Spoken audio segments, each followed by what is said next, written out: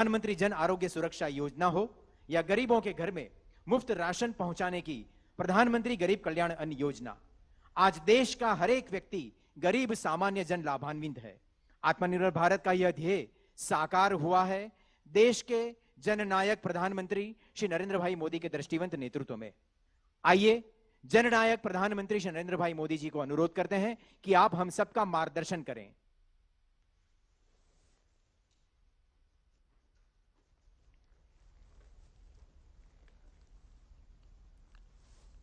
नमस्कार।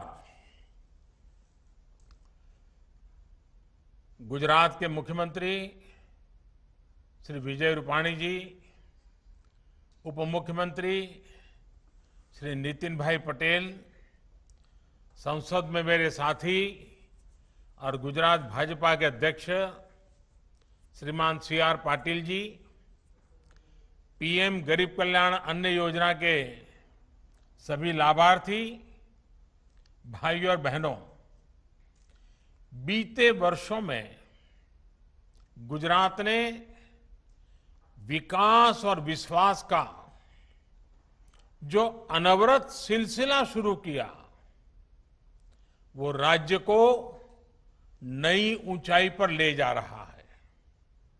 गुजरात सरकार ने हमारी बहनों, हमारे किसानों, हमारे गरीब परिवारों के हित में हर योजना को सेवा भाव के साथ जमीन पर उतारा है। आज गुजरात के लाखों परिवारों को पीएम गरीब कल्याण अन्न योजना के तहत एक साथ मुफ्त राशन वितरित किया जा रहा है। ये मुफ्त राशन वैश्विक महामारी के इस समय में गरीब की चिंता का काम करता है, उनका विश्वास बढ़ाता है। ये योजना आज से प्रारंभ नहीं हो रही है, योजना तो पिछले 1 साल से करीब करीब चल रही है, ताकि इस देश का कोई गरीब भूखा न सो जाए। मेरे प्यारे भाइयों बहनों,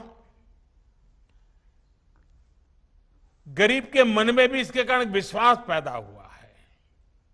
ये विश्वास इसलिए आया है क्योंकि उनको लगता है कि चुनौती चाहे कितनी भी बड़ी हो, देश उनके साथ है।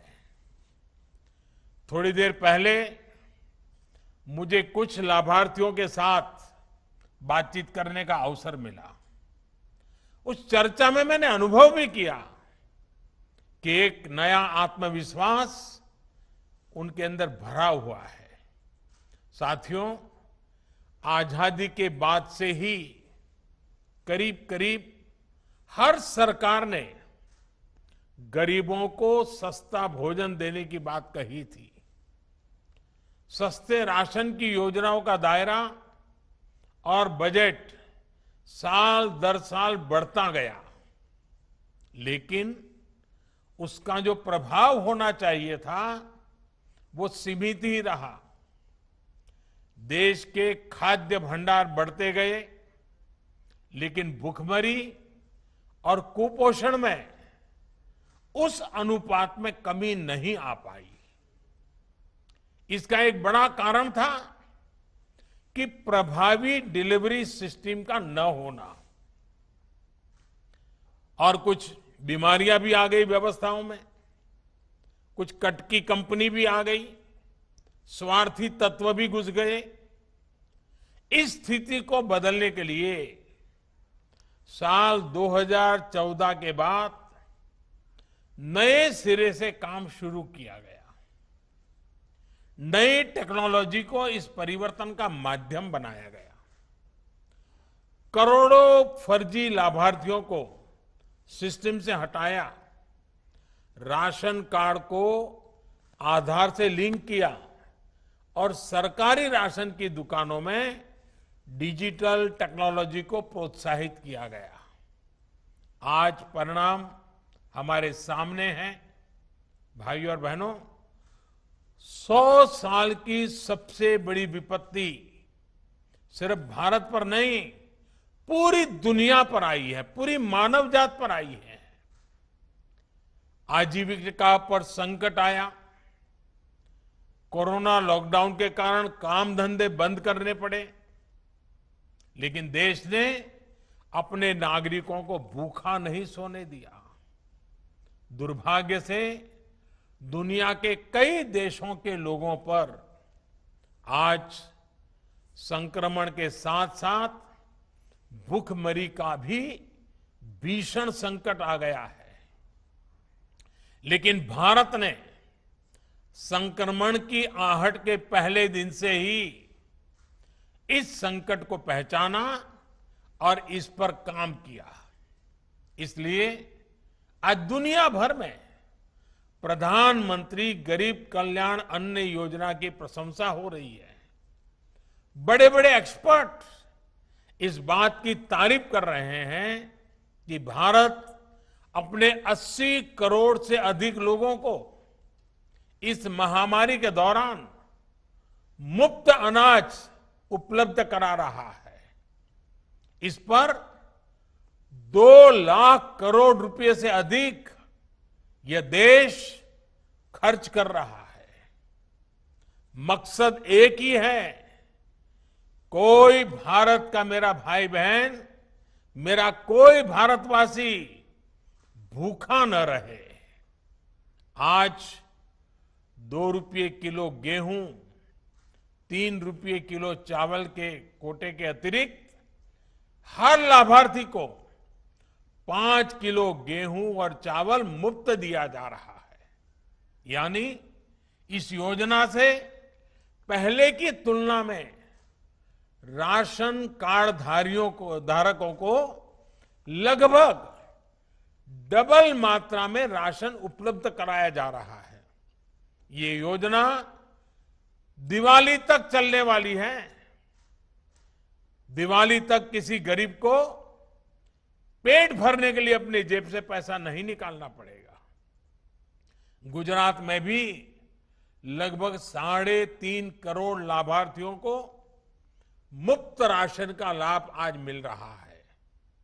मैं गुजरात सरकार की इस बात के लिए भी प्रशंसा करूंगा कि उसने देश के दूसरे हिस्सों से अपने यहां काम करने वाले श्रमिकों को भी प्राथमिकता दी। कोरोना लॉकडाउन के कारण प्रभावित हुए लाखों श्रमिकों को इस योजना का लाभ मिला है। इसमें बहुत सारे ऐसे साथी थे जिनके पास या तो राशन कार्ड था ही नहीं या फिर उनका राशन कार्ड दूसरे राज्यों का था। गुजरात उन राज्यों में है जिसने सबसे पहले one nation one ration card की योजना को लागू किया। One nation one ration card का लाभ गुजरात के लाखों श्रमिक साथियों को हो रहा है। भाइयों और बहनों, एक दौर था जब देश में विकास की बात केवल बड़े शहरों तक ही सीमित होती थी। वहां भी विकास का मतलब बस इतना ही होता था कि खास खास इलाकों में बड़े बड़े फ्लाईओवर्स बन जाएं, सड़कें बन जाएं, मेट्रो बन जाए, यानी गांवों कस्बों से दूर और हमारे घर के बाहर जो काम होता था, जिसका सामान्य मानवी से लेना देना नहीं था, उसे विकास माना गया। बीते वर्षों में देश ने इस सोच को बदला है। आज देश दोनों दिशाओं में काम करना, 2 पटरी पर चलना चाहता है। देश को नए इंफ्रास्ट्रक्चर की भी जरूरत है। इंफ्रास्ट्रक्चर पर भी लाखों करोड़ों खर्च हो रहा है, उससे लोगों को रोजगार भी मिल रहा है, लेकिन साथ ही सामान्य मानवी के जीवन की गुणवत्ता सुधारने के लिए, ईज ऑफ लिविंग के लिए नए मानदंड भी स्थापित कर रहे हैं। गरीब के सशक्तिकरण को आज सर्वोच्च प्राथमिकता दी जा रही है। जब 2 करोड़ गरीब परिवारों को घर दिए जाते हैं तो इसका मतलब होता है कि वो अब सर्दी, गर्मी, बारिश के डर से मुक्त होकर जी पाएगा। इतना ही नहीं, जब खुद का घर होता है ना, तो आत्मसम्मान से उसका जीवन भर जाता है, नए संकल्पों से जुड़ जाता है और उस संकल्पों को साकार करने के लिए गरीब परिवार समेत जी जान से जुड़ जाता है, दिन रात मेहनत करता है। जब 10 करोड़ परिवारों को शौच के लिए घर से बाहर जाने की मजबूरी से मुक्ति मिलती है तो इसका मतलब होता है कि उसका जीवन स्तर बेहतर हुआ है। वो पहले सोचता था कि सुखी परिवारों के घर में ही टॉयलेट होता है, शौचालय उन्हीं के घर में होता है, गरीब को तो बेचारे को अंधेरे का इंतजार करना पड़ता है, खुले में जाना पड़ता है। लेकिन जब गरीब को शौचालय मिलता है तो वो अमीर की बराबरी में अपने आप को देखता है, एक नया विश्वास पैदा होता है। इसी तरह जब देश का गरीब जनधन खाते के जरिए बैंकिंग व्यवस्था से जुड़ता है, मोबाइल बैंकिंग गरीब के भी हाथ में होती है, तो उसे ताकत मिलती है, उसे नए अवसर मिलते हैं। हमारे यहां कहा जाता है, सामर्थ्य मूलम सुखमेव लोके, अर्थात हमारे सामर्थ्य का आधार हमारे जीवन का सुख ही होता है। जैसे हम सुख के पीछे भागकर सुख हासिल नहीं कर सकते, बल्कि उसके लिए हमें निर्धारित काम करने होते हैं, कुछ हासिल करना होता है। वैसे ही सशक्तिकरण भी स्वास्थ्य, शिक्षा, सुविधा और गरिमा बढ़ने से होता है। जब करोड़ों गरीबों को आयुष्मान योजना से मुफ्त इलाज मिलता है तो स्वास्थ्य से उनका सशक्तिकरण होता है। जब कमजोर वर्गों के लिए आरक्षण की सुविधा सुनिश्चित की जाती है तो इन वर्गों का शिक्षा से सशक्तिकरण होता है। जब सड़कें शहरों से गांवों को भी जोड़ती हैं, जब गरीब परिवारों को मुफ्त गैस कनेक्शन, मुफ्त बिजली कनेक्शन मिलता है तो ये सुविधाएं उनका सशक्तिकरण करती हैं। जब एक व्यक्ति को स्वास्थ्य, शिक्षा और सुविधाएं मिलती हैं तो अपनी उन्नति के बारे में, देश की प्रगति के बारे में सोचता है। इन सपनों को पूरा करने के लिए आज देश में मुद्रा योजना है, स्वनिधि योजना है। भारत में ऐसी अनेकों योजनाएं गरीब को सम्मानपूर्ण जीवन का मार्ग दे रही है, सम्मान से सशक्तिकरण का माध्यम बन रही है।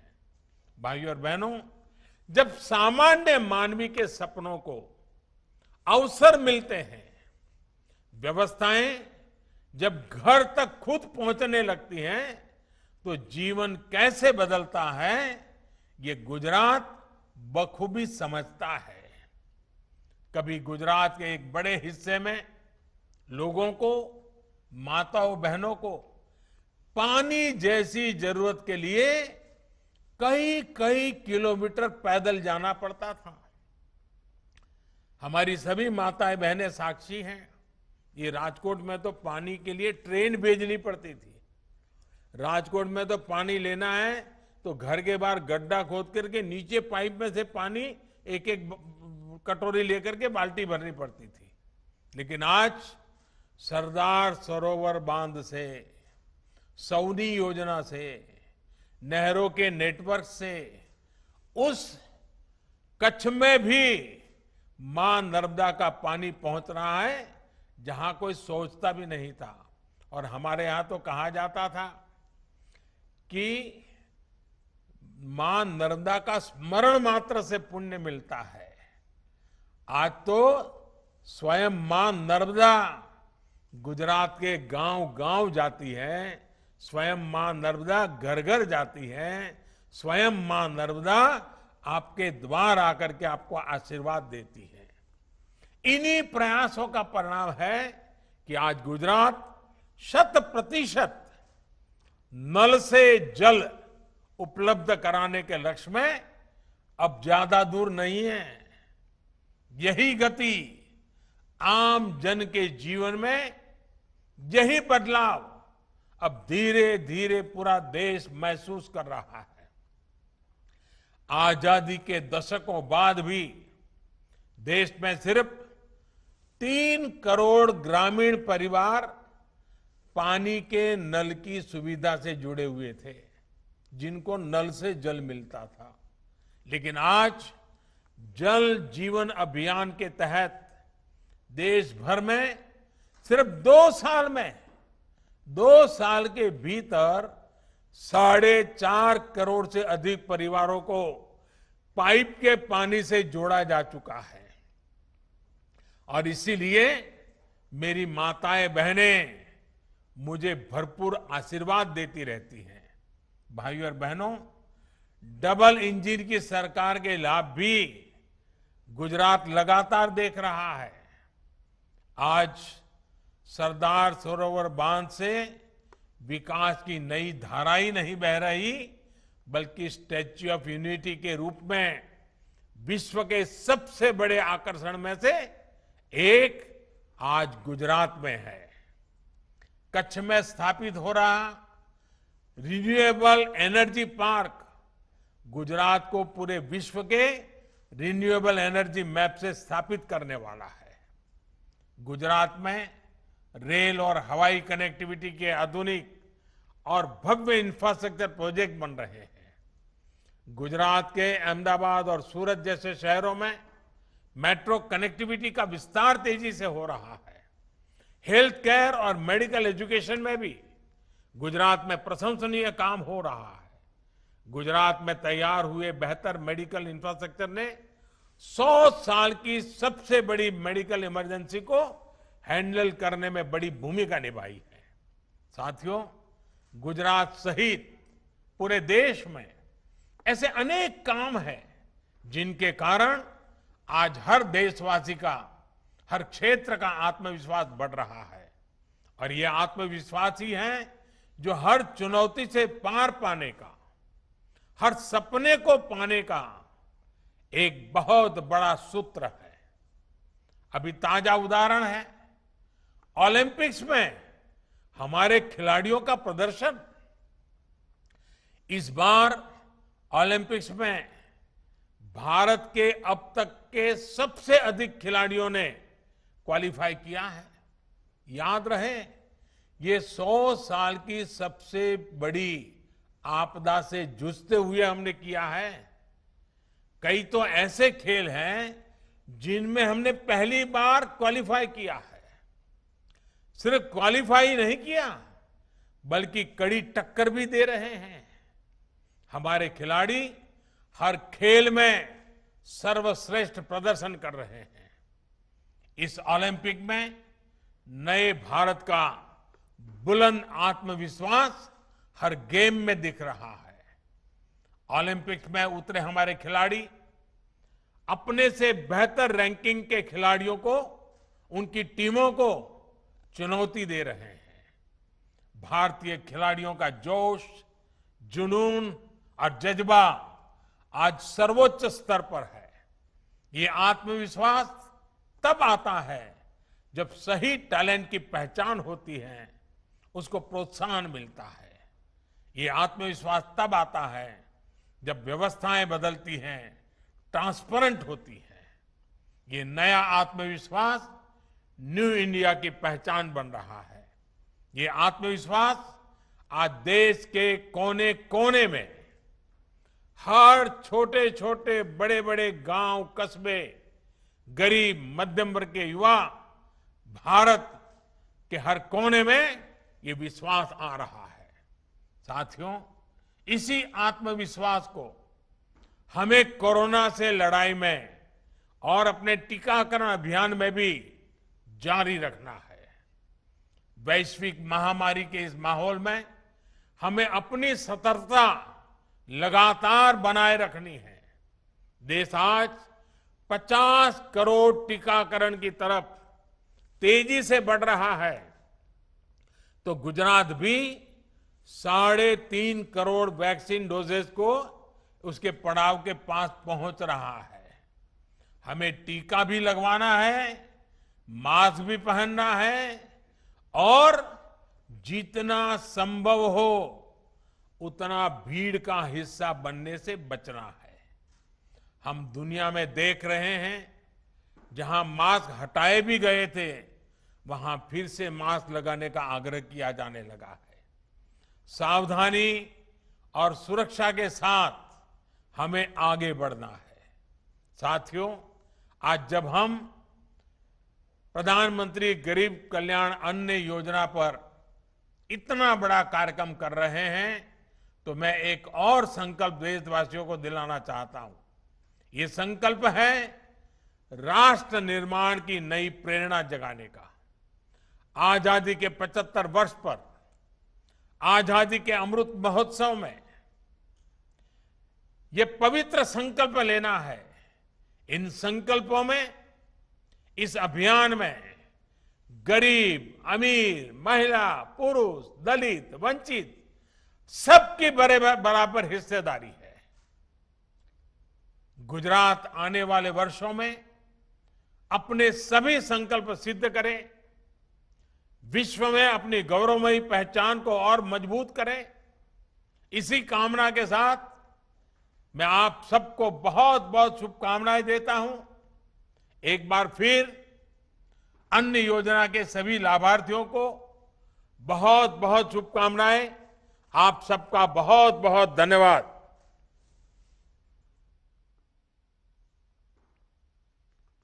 अन्न योजना के सभी आभार प्रधानमंत्री जी, हम आपके ऋणी रहेंगे। औषधिभ्यो अन्नम अन्नात् पुरुषः अन्नात् भूतानि जायन्ते